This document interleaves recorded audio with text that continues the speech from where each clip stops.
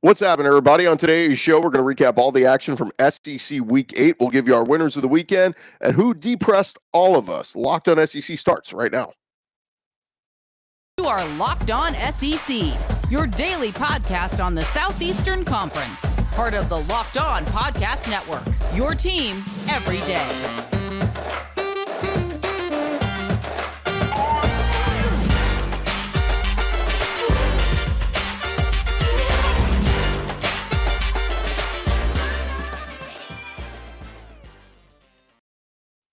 And what's happening, everybody? Welcome into Locked On SEC. It's great to have you guys along. This episode of Locked On SEC is brought to you by Sling TV. Don't miss this week's matchup between Arkansas and Auburn on the SEC Network right here on Sling. Sling, the TV you love for a price you'll love. Try it today. I'm Chris Gordy. Thanks for making Locked On SEC your first listen every day. Remember, Locked On SEC is free and available on all platforms, including YouTube and at LockedOnSEC.com. Let's jump into it. Let's get to our winners of the weekend. Real winners win. You know you're looking at a winner, 'cause I'm a winner, yeah, I'm a winner.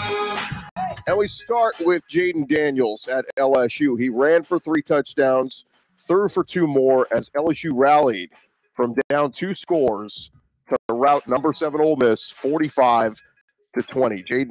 His performance gave Jaden Daniels the LSU record for most rushing touchdowns in a season by a quarterback with 9. He also had 3 passing touchdowns and 3 rushing touchdowns a week ago against Florida.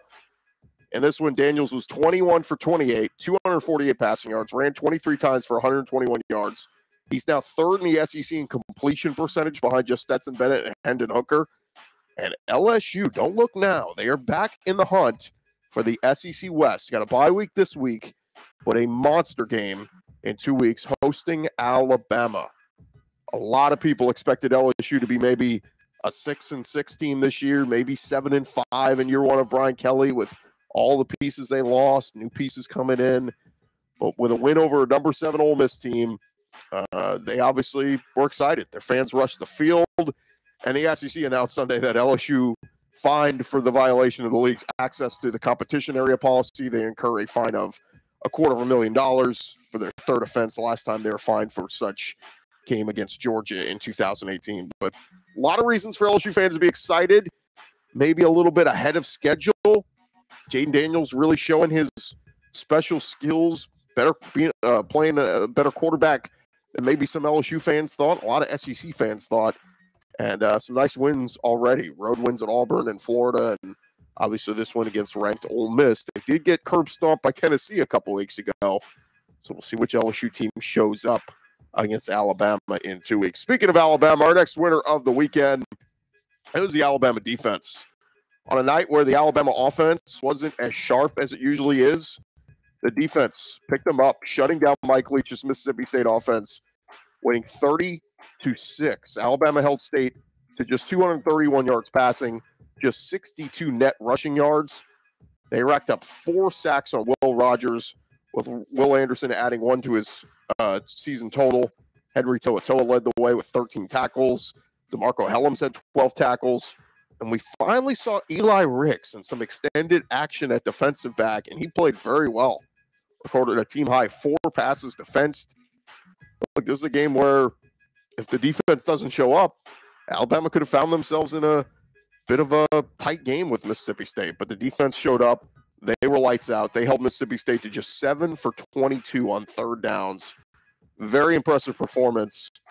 And we'll get to it a little bit later, but Nick Saban just owns Mike Leach. He's knows how to shut it down, and they have done so a lot since Leach has come into the SEC. So congrats to the Alabama defense. Again, they're going to have to bring that same level of play to Baton Rouge in 2 weeks. Another winner of the weekend, I've got Hendon Hooker in here at Tennessee. Look, a week after their big win over Alabama, the Vols, they had a gimme against Tennessee Martin. They beat up on them 65-24.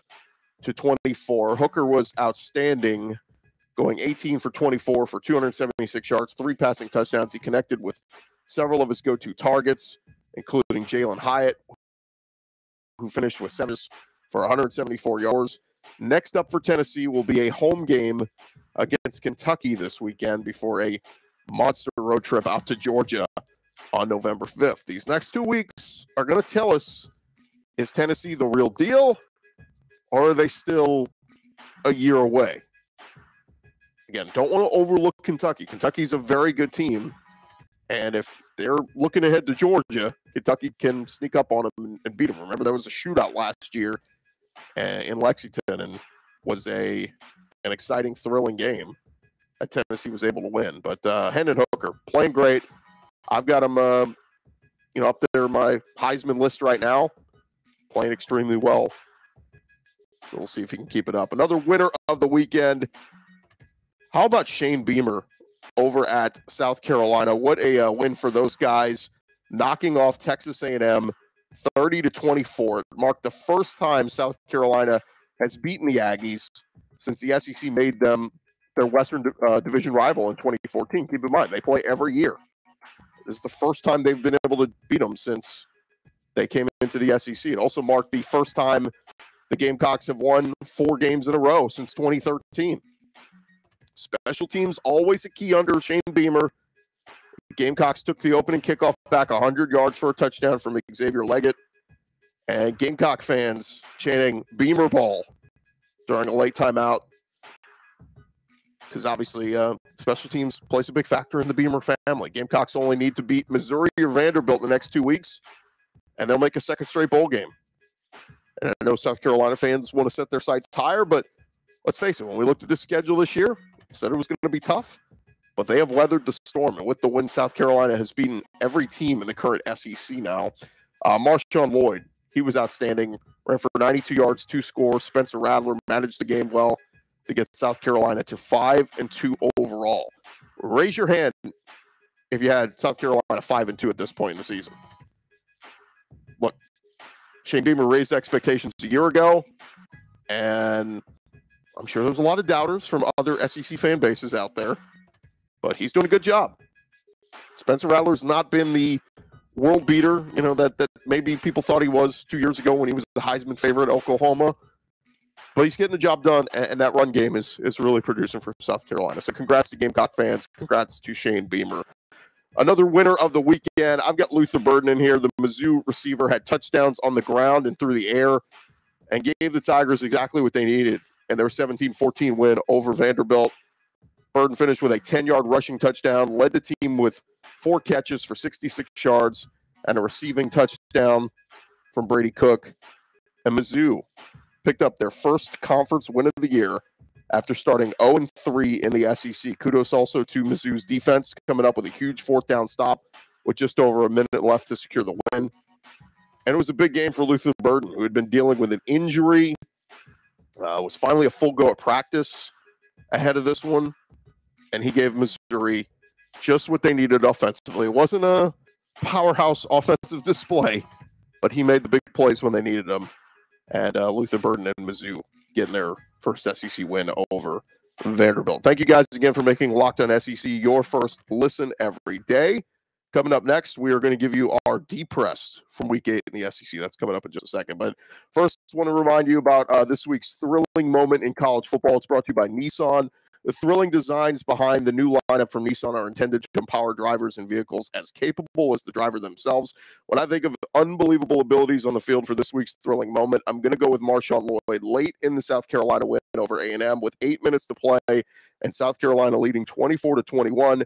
The Gamecocks put the ball in the hands of Marshawn Lloyd, who broke off a 24-yard run from midfield to put Carolina into scoring position. A few plays later, Lloyd barreled into the end zone for the touchdown to put the Gamecocks up 9. This segment has been inspired by the thrilling new designs featured across Nissan's new lineup of vehicles. Pursue what thrills you in the all-new Frontier, Armada, or Pathfinder today. Available now at nissanusa.com.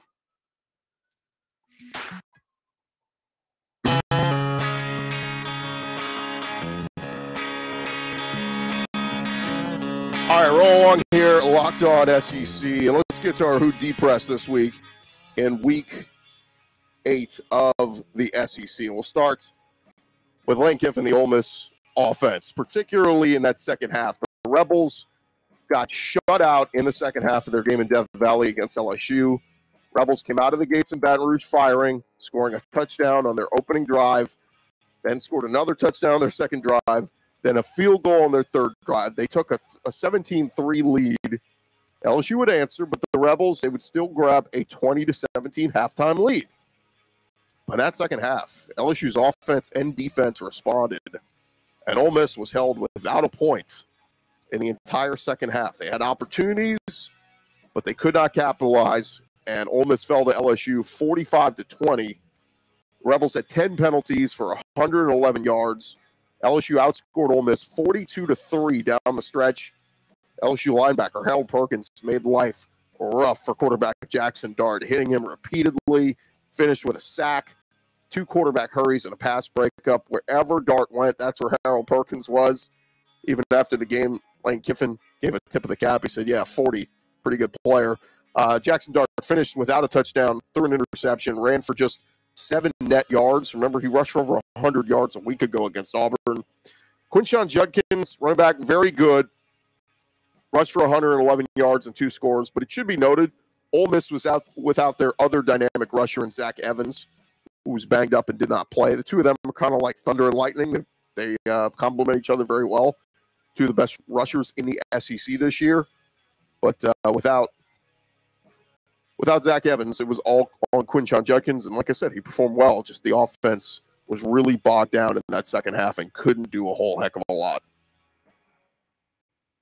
Another deep press of the weekend. I've got Jimbo Fisher in here. The Texas A&M Aggies, they continue to have quarterback problems and really play calling problems for one of the highest paid head coaches in all of college football, and Jimbo Fisher. His Aggies fell at South Carolina 30-24 to drop to 3-4 on the season.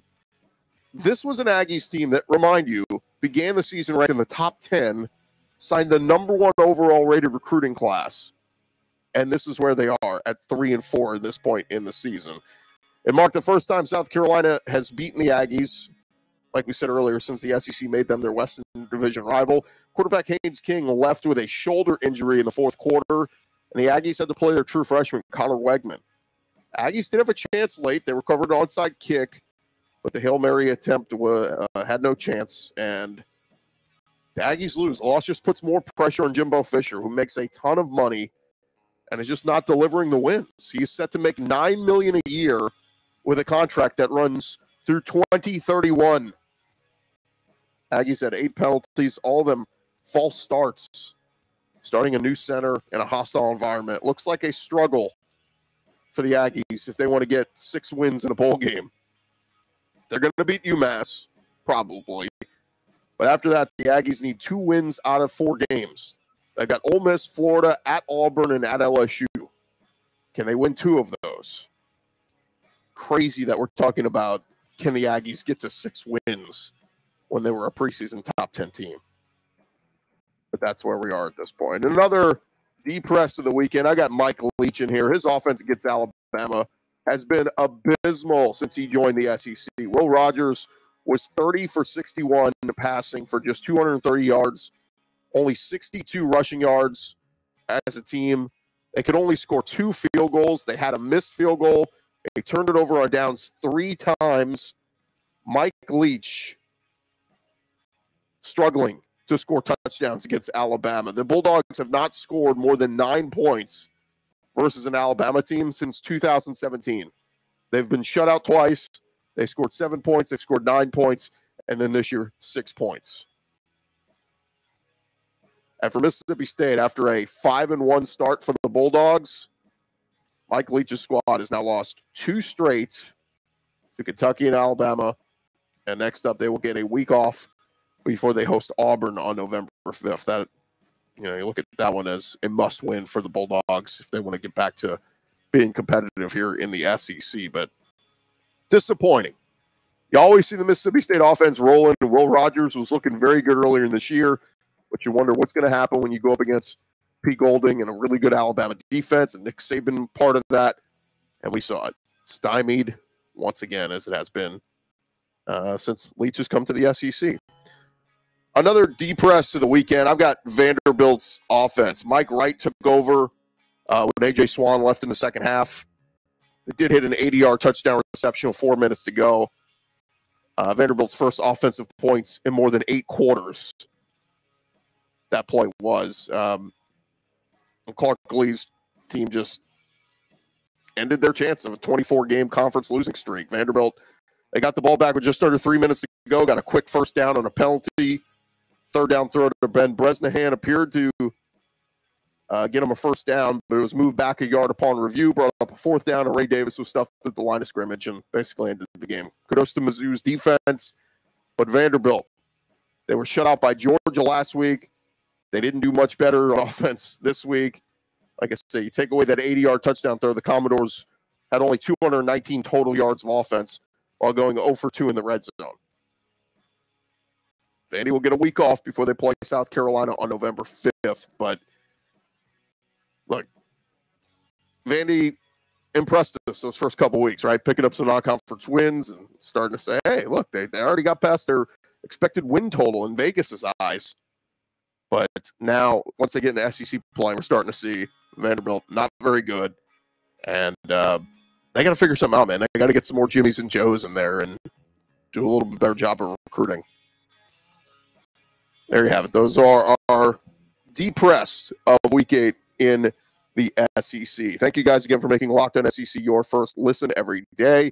Coming up next, we'll run through the latest AP ranking where a lot of SEC teams popping up in there. We'll tell you who is in there. But first, I want to remind you about our friends over at SweatBlock.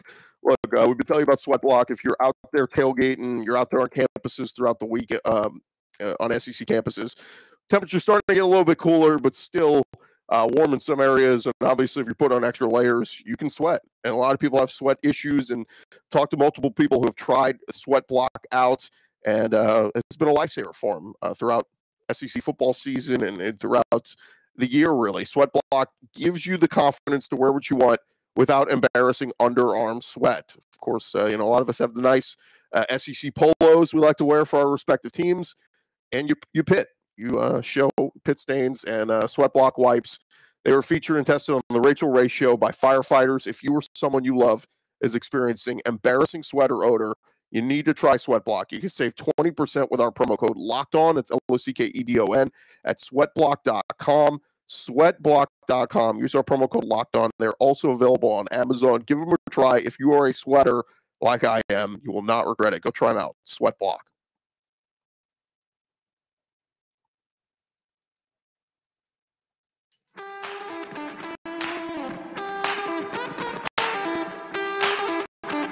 Right along here, Locked On SEC, and let's jump into it. The AP poll coming out on Sunday, and LSU re-entering the AP poll.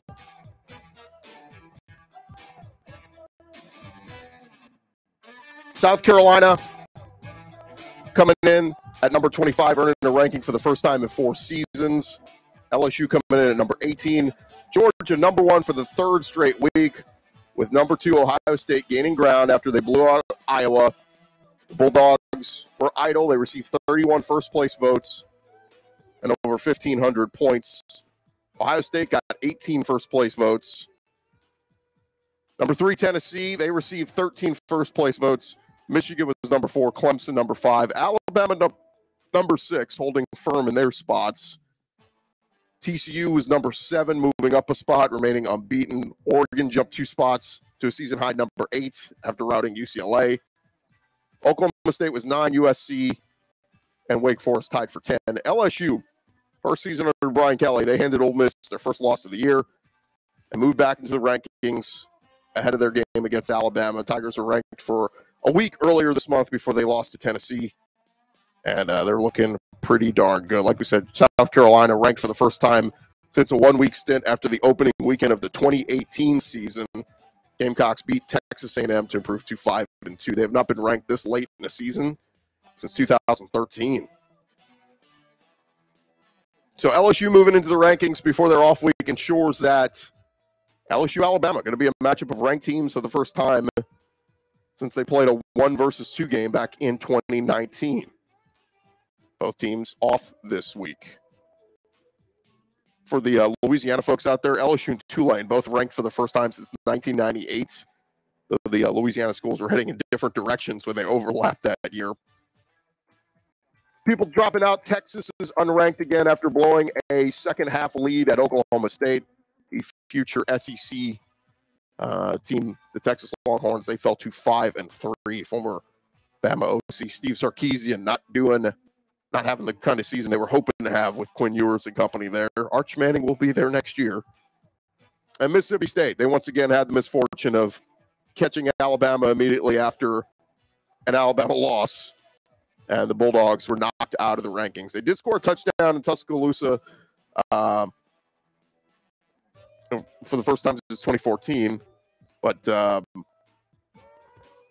Mississippi State not going the right direction. There you have it. Those are the latest SEC teams coming in AP rankings. A lot of SEC teams ranked this week. Congrats to all those involved.